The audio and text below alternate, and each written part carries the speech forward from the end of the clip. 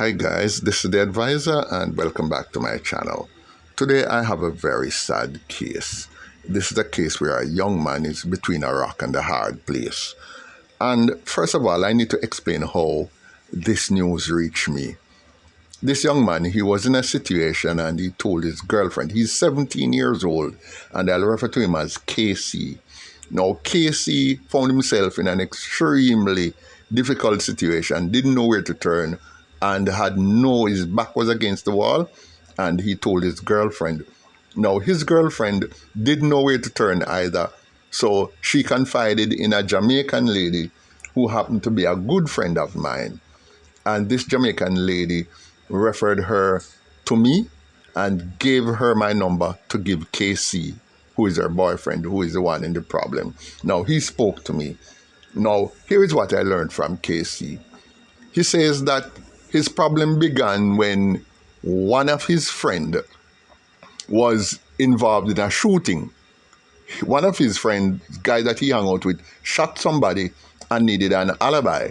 Now, he gave this friend an alibi, stating to the police that this young man was with him on the night. This young man was with him playing video games all night, and therefore it threw off the police investigations. Eventually, it was found out that KC had lied, and because he lied, he was arrested, taken to court, and he was given probation. Now, he's a promising student. He is doing very well in school. He's also in sports training and is doing very well. Nevertheless, because he would have been in prison, but here, because of these academics and sports accolades, he was actually given probation. Now, on the probation, oh, by the way, KC is only 17 years old. Now, the terms of his probation is that he couldn't live in the community that he was living before. He would have to live in another community, and he would have to be supervised. His action would have to be supervised. And therefore, KC was turned over to another community to live with a priest at a church that his mother attended. Now, the priest, a pastor, because he is not Catholic. I think it's some Baptist or something like that. But what happened is that the person who is to become his mentor is in his 30s, is a pastor. This pastor is second in charge of a large church and a church community. Now, the terms of the probation is that he would live in the house where this pastor lived, which is next door to the church, and this pastor would be responsible for coordinating his day-to-day activities, his 24-hour activities. So therefore, this pastor would see that he goes to school, that he comes home, do his lessons, go to do his sports training, and go to church. So his movements were very restricted.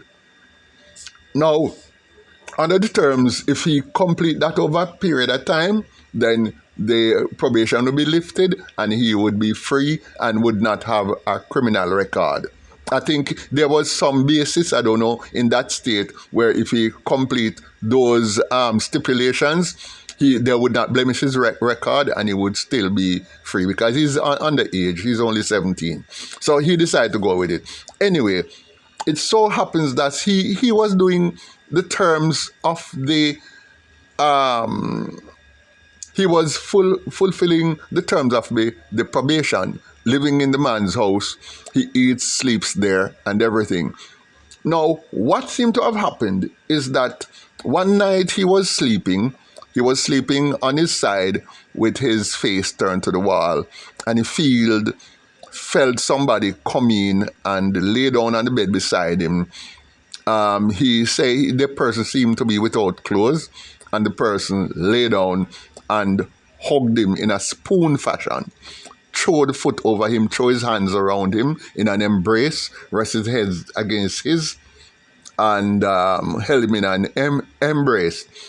And he said that he pushed the person's hand from over him, pushed the person's foot, and pushed the person away. and he didn't feel it for the rest of the night. He said that he's not sure if it happened because when he woke up next morning, everything was normal in the house, and he felt like he was having a dream, that it had been a dream, because there was just nothing to indicate. The pastor acted with him quite normal, as if there was nothing. And so he thought maybe he was just having a dream. So he didn't think anything about it. He thought about it throughout the day, but every time it came to him, he just dismissed it because, no, he didn't see the pastor that way. Reasons being, the pastor is not only a priest, he's not only a pastor, but he's also on the youth mentorship program, and he's also a youth counselor, and he's a youth sports coordinator and all of that. So he is a person who is well embedded in the church and in the community. So, and he just didn't see the priest, even though he was a single man, he didn't see the priest that way. So he knew that maybe he had eaten too late or something, because he didn't drink any alcohol. Anyway, he said that he relaxed and pushed it to the back of his head, and he slept in the same room, didn't even bother to lock his door or anything. And he said another time he felt it again. The person came over him and hugged him and did the same as before. And he said this time, he said, no man, this couldn't be a dream. He said to himself, no, this had to be real. So he got up, turned the light on, and the priest was there all in his underwear. So he said to him, no, what is going on? What in the dickens is happening here? Oh, what's going on? The priest said, listen, I'm like this. I'm here, and having lived in the house with you for a while, I have developed some kind of feelings for you, and I would really like to, us be together. I mean, nobody has to know, Ray, and so on and so forth. And the young man, Casey, said, well, no, that's not on. I can't do that. No, I can't do that. No, I won't, And the priest said, okay, fine. But he noticed that now he couldn't go to anybody and say this to them because, first of all, his mother adores this priest, thinks that this priest is God's child, and therefore anything this priest say, this priest's word is like God himself speaking, So he says that he couldn't go to, he said there are other elders in the church, but he's not sure he could approach them. Because what happened is that over time things were getting worse. The priest started to not be so nice, not be so cooperative, till it reached a stage where the priest looked at him and said, listen, if you don't give in, I'm going to tell the court, I'm going back to the court, I'm going to rescind the documents that I signed.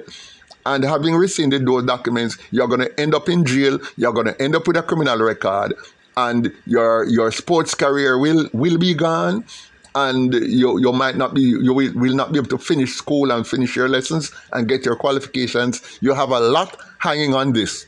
So now that you're in this position, is either you give in or you go to jail, because nobody's going to believe you. Nobody's going to believe that I did any of this thing to you.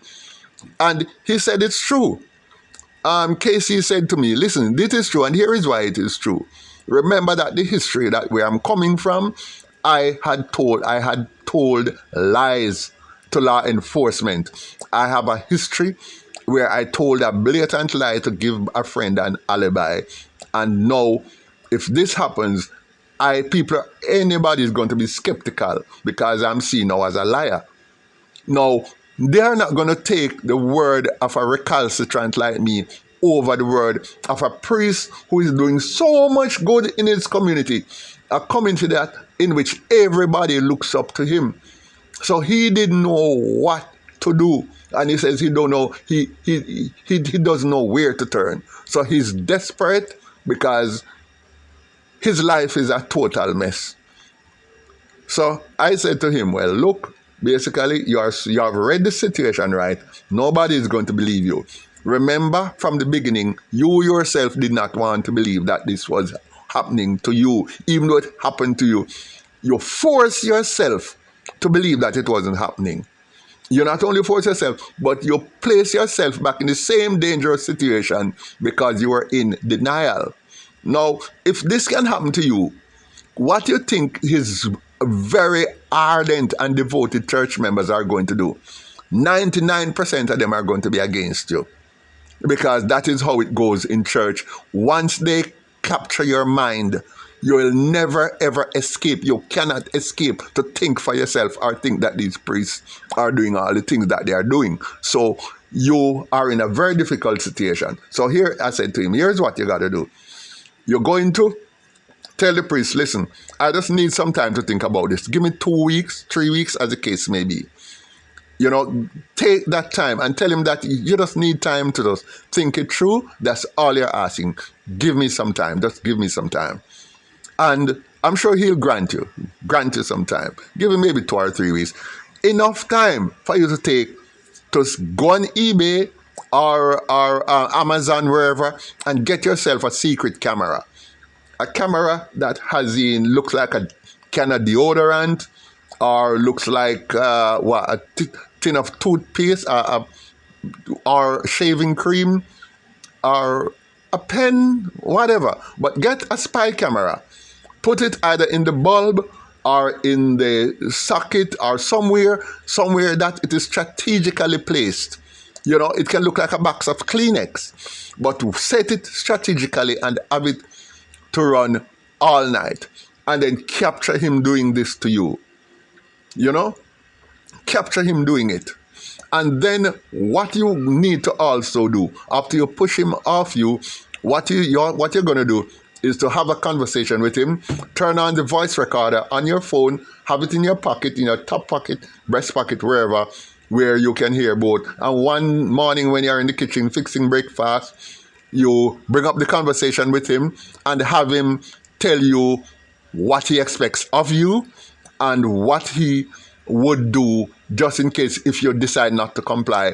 What is, what's in it for you, and how can it how can it affect you if you don't comply? And once you get those, you have the evidence, you take it in.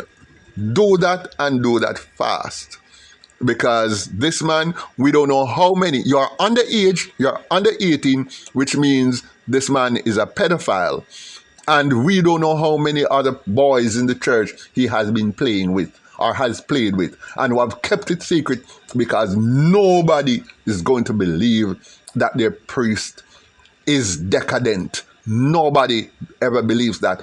Once you're in the church, are you in religion and your mind is captured, it's captured for life. It leaves you open to every abuse that a priest or any man who says God and who goes on a pulpit can mete out to you. You are totally vulnerable.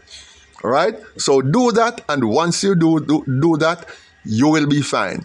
And then what I want to do is to get back to me and tell me what became of the situation. Well, this was the advice I had given him over the phone when he called. And what I want now is, when I get some feedback, I'm going to keep you guys updated as to what became of the situation and how it had worked out. Thank you guys for listening. Like, share, leave a comment, and see you in my next video.